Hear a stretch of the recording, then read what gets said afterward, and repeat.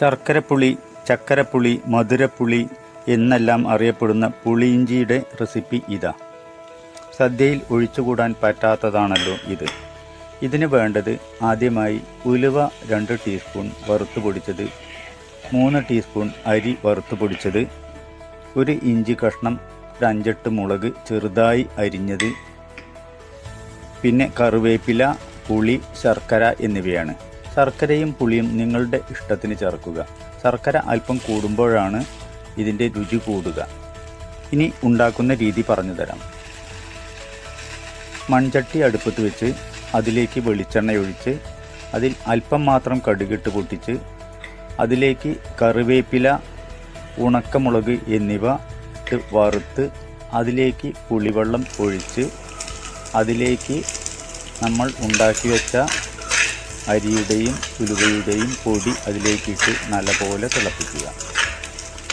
തിളച്ച് വരുമ്പോൾ അതിലേക്ക് വേണ്ട ശർക്കര, കറുത്ത ശർക്കരയാണ് ഇതിന് ഏറെ കാണാൻ ഭംഗിയുണ്ടാവുക.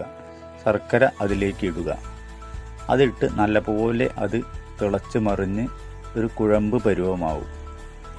അപ്പോൾ അതിലേക്ക് അല്പം കൂടി കറിവേപ്പില പച്ച നല്ലപോലെ കഴുകിയത് ഇടുക.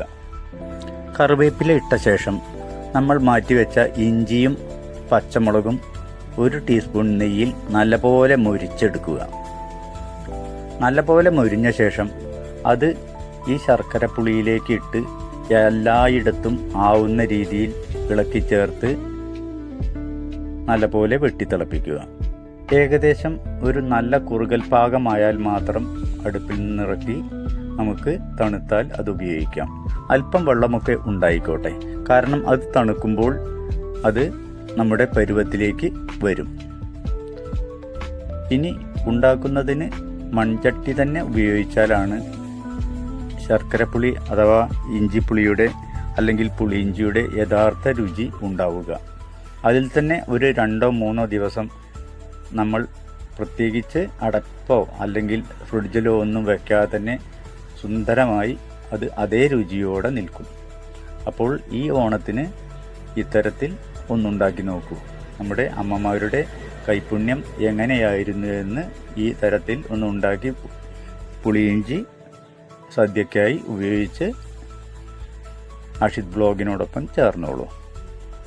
സബ്സ്ക്രൈബ് ചെയ്യാൻ മറക്കേണ്ട, ഷെയർ ചെയ്യാൻ മറക്കേണ്ട, ലൈക്ക് ചെയ്യാൻ മറക്കേണ്ട, കൂടെ ചേരാനും മറക്കേണ്ട. അഷിത് ബ്ലോഗ്.